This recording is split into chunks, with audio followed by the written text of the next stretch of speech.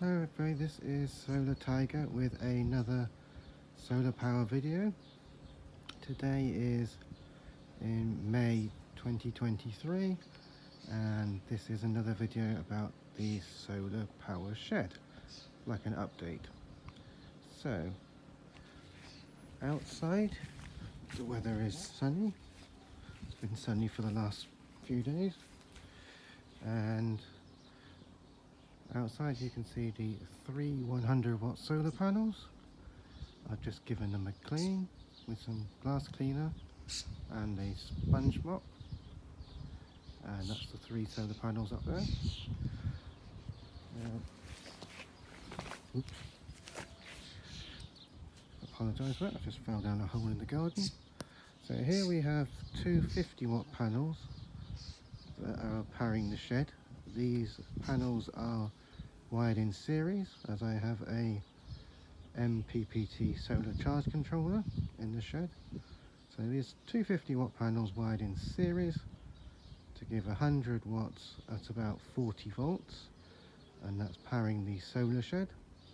The three panels on the top power my solar system in my bedroom, as you've seen in other videos. And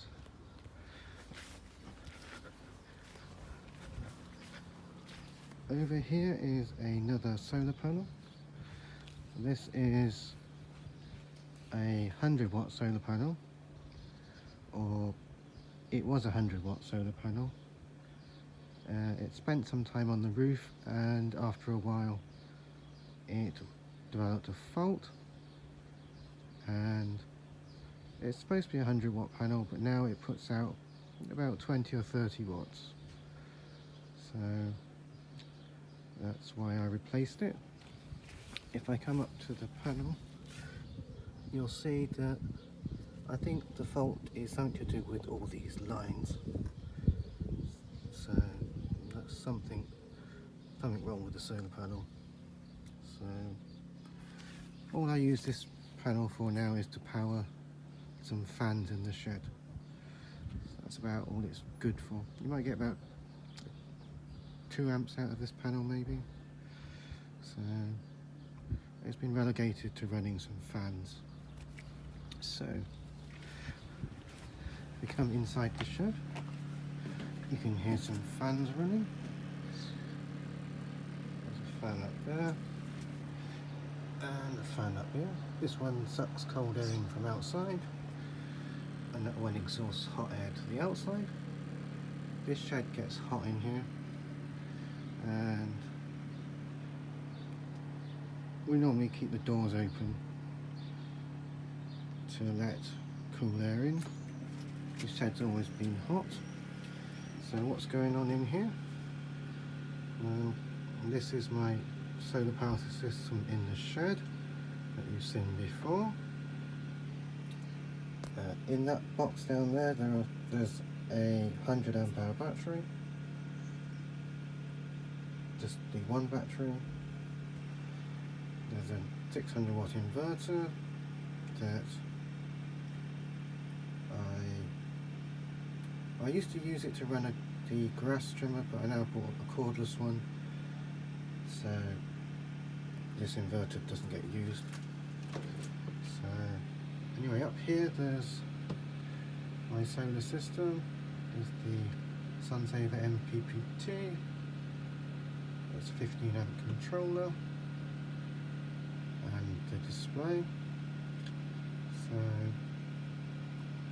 because I haven't been using much power out here, I decided, well, I installed this Raspberry Pi as I was experimenting with mining some cryptocurrency to make use of the spare energy. And I've been mining Monero with this Raspberry Pi 3B Plus. Although the Raspberry Pi 3B Plus is not very good for mining Monero. I was getting about 10 hashes per second out of it, so not very good. The biggest problem with using the Raspberry Pi is that the processor has no L3 cache, and the miner needs 2 megabytes of L3 cache per processor core, and that's why it doesn't work very well. So to improve my mining, I bought an Intel NUC. This one has an i5 5250U processor in it, I think. Anyway, it has 3 megabytes of L3 cache, and mining Monero on this, I get about 700 to 800 hashes per second, so a lot better, and it consumes about 20 watts. It's about 1.3 amps. And the good thing about using Intel NUCs is that they can run directly on 12 volts. So that's this lead. It's connected to the switch up here that says miner. So that's running on 12 volts. And I run it 24/7. But I've been having a bit of a problem, which I will come to in a moment. So as I said, outside I have 100 watts of solar panels, but I only have one 12 volt 100 amp hour battery, and the problem I've had is that overnight my battery went flat, and the battery went flat. So this solar charge controller has a low voltage disconnect, and it's set to disconnect at 11.5 volts, and last night the battery went down to 11.6 volts, which is basically flat. So normally I don't like discharging my batteries below, I don't know, 12.5 volts, so this went down to 11.6 volts, so just above the cutoff. So that's not good for the battery, and that's when I've had sunny weather. So if we get cloudy and rainy weather, then I won't be able to run the miner 24/7. I will have to shut it down to let the battery recharge. So with this in mind, I have rewired my wind generator. Outside is the Rutland 913 wind generator, and you probably can't see, but there's a cable from there over to there. The cable goes over here through the hole in the wall. This comes out there, goes down here, across here, all the way around the back, around there, down here, and into the controller. This is a Marnik HRSI wind and solar charge controller.